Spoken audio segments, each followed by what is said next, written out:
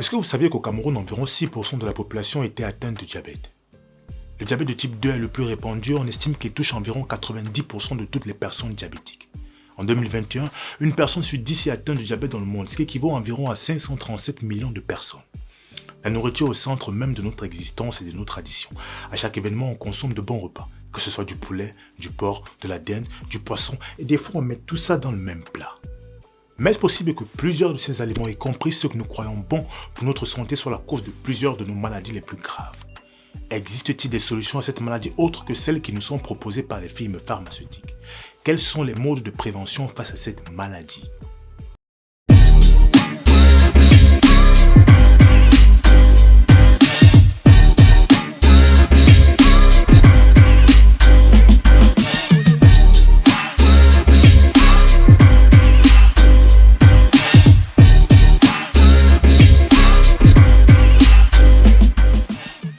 Tout d'abord, je tiens à marquer un point d'honneur sur le fait que dans cette vidéo, nous allons essentiellement parler du diabète de type 2. Maintenant que c'est dit, allons-y. Il y a quelques jours, je suis tombé sur le post d'un internaute camerounais qui disait ceci.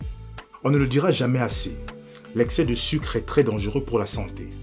Autant on fait la publicité pour boire l'alcool avec modération, autant on devrait sensibiliser les gens sur la modération dans la consommation du sucre. Le diabète fait fort dehors, en silence. Si je vous disais que depuis tout ce temps, nous percevons mal l'information. Le diabète n'est pas tout à fait causé en mangeant des aliments riches en glucides. Il n'est pas causé par le sucre, du moins pas directement. C'est choquant, n'est-ce pas? Attendez, ne partez pas, attendez, ne partez pas. Ok, je vais vous expliquer. Alors tout d'abord, c'est quoi le diabète?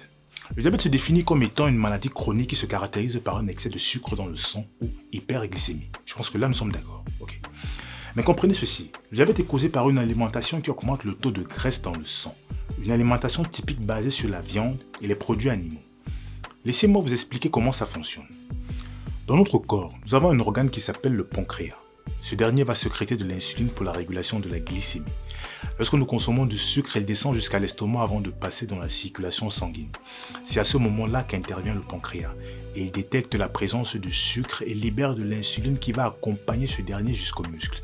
Elle agit alors ici comme une clé qui va ouvrir les portes du muscle et permettre au sucre d'y pénétrer. Mais ça, c'est quand tout va bien. Maintenant, lorsque vous avez une alimentation essentiellement basée sur les produits animaux et laitiers, ce qui se passe, c'est que de petites particules de graisse se déposent sur les muscles, causant alors une résistance à l'insuline, ce qui signifie que le sucre venant naturellement de la nourriture que nous mangeons ne peut plus entrer dans les cellules là où elle devrait. Du coup, elle s'accumule dans le sang et c'est ça qui crée le diabète. L'insuline n'ouvre plus les portes du muscle. Le sucre se cumule dans le sang et va progressivement abîmer les artères, les veines et surtout les petits vaisseaux qui se retrouvent dans les pieds, les reins et les yeux. Il faut manger des choses qui ne vont pas trop faire monter la glycémie. Il faut surtout manger les choses qui ne vont pas faire en sorte que la graisse s'accumule. Parce que la graisse, vous voyez que la graisse est plus dangereuse que le sucre. Parce que c'est à cause de la graisse que le sucre ne peut pas diminuer. Et ça, il faut que vous le compreniez très bien. Le diabète est-il génétique? Cet aspect est celui partagé par beaucoup de personnes. Soi-disant, le diabète de type 2 pourrait être génétique.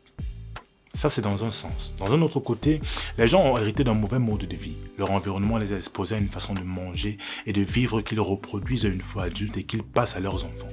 C'est pour ça qu'ils développeront les mêmes maladies que leurs parents et grands-parents ont pu avoir. J'espère qu'on se comprend. Protégeons nos enfants, c'est très important.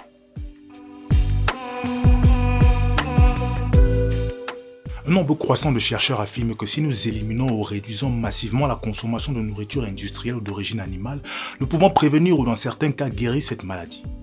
Beaucoup de nos maladies les plus graves peuvent être fortement diminuées ou même éradiquées entièrement en suivant une alimentation à base de produits non transformés d'origine végétale. Alors vous devez privilégier les légumes, les fruits, les céréales et les féculents.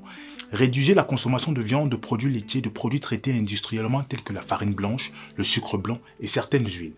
Selon moi, l'une des causes principales directement liées au diabète de type 2, c'est la viande. Et pourquoi nous consommons généralement la viande? C'est pour les protéines. Les gens ont tendance à croire, surtout les sportifs, que la viande, qu'elle soit rouge ou qu'elle soit blanche, est importante parce qu'elle nous apporte des protéines qui nous permettent d'être plus forts, de créer des tissus musculaires et d'atteindre des performances élevées. Mais ça, c'est une théorie qu'on peut envoyer à la poubelle. Selon les études du Dr Campbell, les nutriments issus des produits animaux contribuent au développement du cancer, tandis que les nutriments issus des végétaux agissent en sens inverse en diminuant la croissance du cancer. Ce qui signifie quoi? Manger beaucoup de viande augmente votre risque d'attraper le diabète. Manger beaucoup de viande augmente aussi le mauvais cholestérol qui augmente le risque de crise cardiaque et d'accident vasculaire cérébral. Pour mes amis sportifs qui recherchent des protéines, sachez qu'un verre de lentilles cuites ou un sandwich de beurre de cacahuète, encore appelé ici pâte d'arachide, contient plus de protéines que 90 grammes de bœuf ou 3 gros œufs. Vous savez, toutes les protéines sont initialement faites par les plantes. Il n'est pas nécessaire de manger des tissus animaux pour obtenir des protéines. Seules les plantes ont la capacité de prendre l'azote de l'air, de casser ces molécules, d'incorporer de l'azote aux acides aminés. Et c'est ça qui donne les protéines.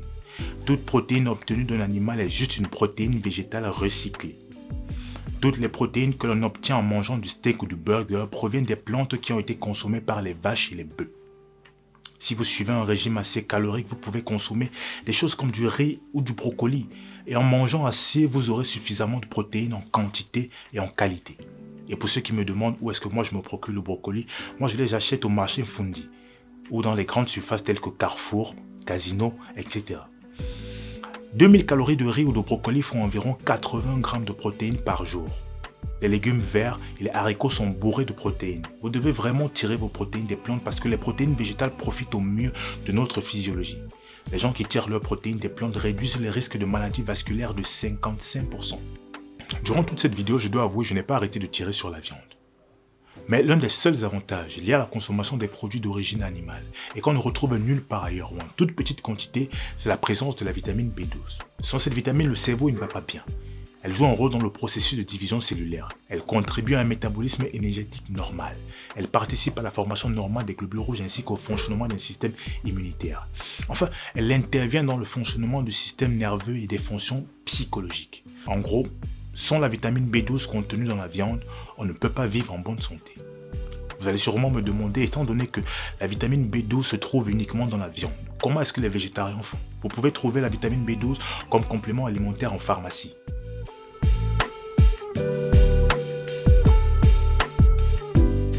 Le diabète de type 2 se développe silencieusement pendant de nombreuses années. L'hyperglycémie reste longtemps asymptomatique et la maladie est souvent découverte de façon fortuite à l'occasion d'une prise de sang ou en cas de complications.